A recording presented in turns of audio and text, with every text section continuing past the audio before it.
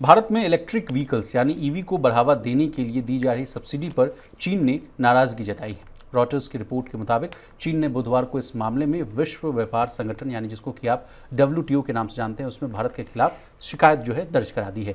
चीन का दावा है कि भारत की ये भारी भरकम सब्सिडी उसकी घरेलू कंपनियों को अनफेयर एडवांटेज दे रही है।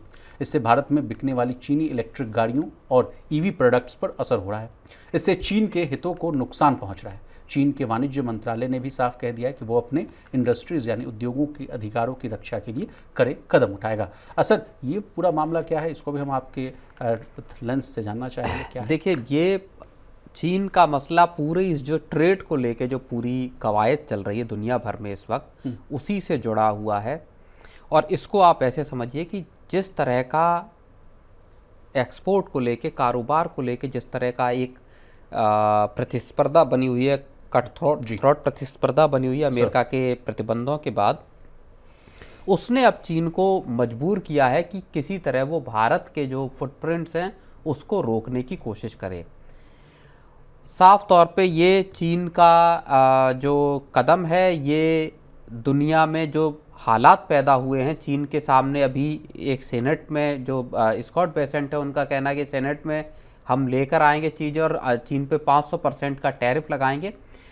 तो चीन अब इस प्रतिस्पर्धा से बचने के लिए WTO की शरण में चला गया है, जहाँ पे उसने ये कहा है, और केवल भारत नहीं है, उसमें टर्की है, कनाडा है, उसमें यूरोपियन यूनियन है, उनके खिलाफ भी ईवी और बैटरी स्टोरेज को लेके जिस तरह की ट्रेड प्रैक्टिसेस हैं इन देशों की, वो उसको लेके सवाल उठाए गए हैं। कहा गया है कि भारत जिस तरह की सब्सिडीज दे रहा है उससे चीन के पूरे कारोबार के लिए एक खतरा पैदा हो गया है ईवी और बैटरी स्टोरेज सेक्टर के लिए। जी सर, मेरे पास एक डेटा है कि बड़े देशों में जो सबसे ज़्यादा ईवी जो है, ईवी पर जो सब्सिडी दिया जाता है उसमें पहले नंबर पर भारत है सर। कहा जाता है कि ईवीज पर जो भारत जो है 46% के आसपास जो है सब्सिडी देता है।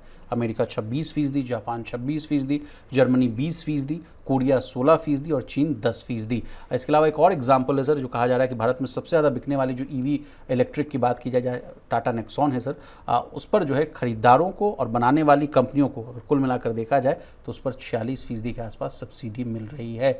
और इसके अलावा भी एक मतलब डेटा है सर कि भारत में ईवी को क्या क्या फ़ायदे मिल रहे हैं, ये भी एक एडिशनल जानकारी मैं अपने व्यूअर्स को दूं। उसमें कहा जाता है कि कम GST लिया जाता है, पेट्रोल डीजल गाड़ियों के मुकाबले जो है कम रोड टैक्स लिया जाता है, और तो और कंपनियों को मिलने वाली PLI यानी सर जो प्रोडक्शन लिंक इंसेंटिव है, उस योजना का भी सपोर्ट जो है वो शामिल होता है। तो इन सब बातों को कैसे देखा जाए सर?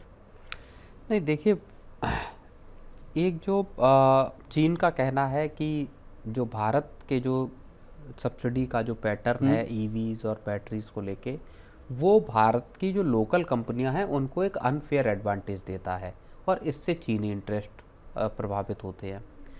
इस पूरे मसले की जड़ में असल में PLI स्कीम है सरकार की, जो सरकार PLI स्कीम लेके आई।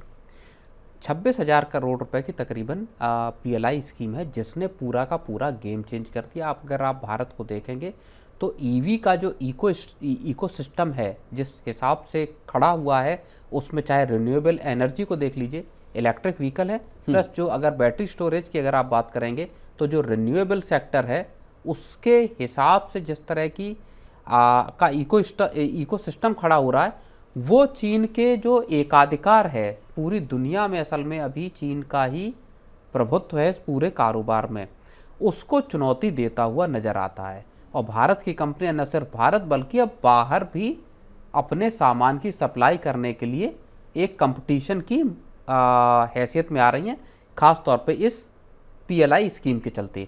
तो इस पूरे के पूरा जो सरकार के कदम है, चीन का ये भी कहना है कि भारत उन्हीं हथकंडों को अपना रहा है जिसको चीन खुद अपनाता रहा है।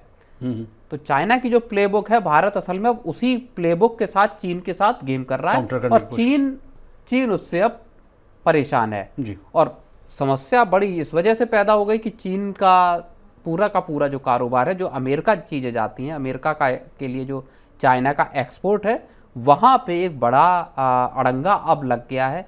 100% टैरिफ की बात है, और उसके साथ आप इस चीज़ को भी क्लब कर लीजिए कि चीन ने कंप्लीटली बैन कर दिया है अब जो ये मिनरल्स हैं, रेयर अर्थ अमेरिका के लिए, और अमेरिका इससे खासा जो है वो परेशान है। तो ये एक बड़ा मसला है जिसको लेके अब चीन सोचता है कि WTO से कुछ ऐसे नियम लाए जाएं जिनसे कि भारत ईवी पे अपनी जो सब्सिडीज हैं कम करे। लेकिन इसका असर क्या होगा अगर मान लीजिए WTO की तरफ से भारत को लेकर मान लीजिए ये बात मानी जाती है कि भारत जिस तरह की सब्सिडीज दे रहा है वो अनफेयर हैं, तो इसका असर विशाल ये होगा कि भारत में जो लोग ईवी खरीदना चाहते हैं या भारत में जो ईवी को प्रमोट करने की सरकार की कोशिश है उनको झटका लगेगा। लोग जो खरीदना चाहते हैं उनकी जेब पर वजन बढ़ेगा। और एक बड़ी चीज जो हाल में हुई है वो ये हुई है कि जब से सरकार ने GST का कट दिया है, लोगों की भीड़ जो है वो ईवी छोड़ के पेट्रोल डीजल गाड़ियों की तरफ पहले ही बढ़ चुकी है। तो ईवी बनाने वाली कंपनियों के लिए ये डबल जो है वो झटका साबित हो सकता है। इसी बात को मैं डेटा के साथ और बता दूं कि बड़ी सब्सिडी देने के बावजूद भी सर भारत में जो इलेक्ट्रिक गाड़ियों की प्रति जो रुझान है वो लोगों का अभी भी कम है। कुल गाड़ियों के बाजार में अगर ईवी की हिस्सेदारी देखा जाए सर तो वो अभी सिर्फ और सिर्फ 2% है। अगर ओवरऑल पिक्चर देखा जाए दूसरे देशों से अगर मुकाबला किया जाए तो ये बहुत कम है सर।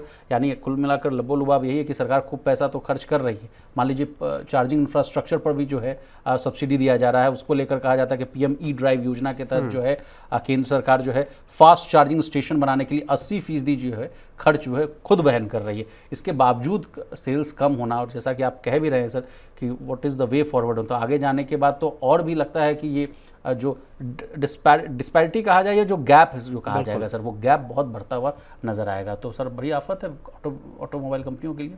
नहीं, ऑटोमोबाइल कंपनियों को अभी बड़ी राहत मिली है। जो 1-1.5 साल से ज़्यादा वक्त से जो परेशानी थी उनकी परेशानी अभी खत्म हुई जब सरकार ने एक तरह से कहें कि टैक्स में भारी छूट दी गाड़ियों के, और उसके बाद डिस्काउंट के साथ और बाकी चीज़ों के साथ एक बड़ी सेल्स भी हमने देखी, बड़े पैमाने पे गाड़ियां बिकी, और जो स्टॉक था वो एक तरह से क्लियर हो गया कंपनियों का। सर इन्वेंट्री तो कम हुई। मारुति का डेटा था, आपने ही भेजा था सर, 2.5 लाख गाड़ियां बेच चुके हैं वो। बिल्कुल, हर हफ्ते लगभग 8 लाख गाड़ियों की बुकिंग हो रही है मारुति की।